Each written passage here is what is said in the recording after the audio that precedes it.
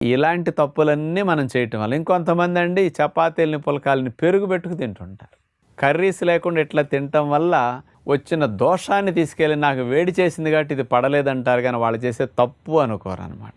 అందుకని ఆ తప్పుని రెక్టిఫై చేస్తే అసలు పుల్కాలు 4 తిన్నా 3 తిన్నా అసలు ఎవరికి దోషమే రాదు, చక్కగా తినొచ్చు. ఎందుకు మనం పుల్కాలు చపాతీలు లాంటివి లేకపోతే రొట్టెలు లాంటివి తినమంటామంటే, అన్నం తింటే షుగర్ ఎక్కువ వచ్చేస్తుంది, అన్నం ఎక్కువ తింటే బరువు ఎక్కువ పెరిగిపోతాం, బొజ్జలు వచ్చేస్తాయి, గుండె జబ్బులకు కారణమయ్యే కొలెస్ట్రాల్ ట్రైగ్లిజరైడ్స్ మనలో ఎక్కువ తయారవుతూ ఉంటాయి అన్నమాట. ఇలాంటి ప్రమాదాల నుంచి మనం బయటపడాలంటే అన్నం మానేసి పుల్కాలు తినండి అంటాం.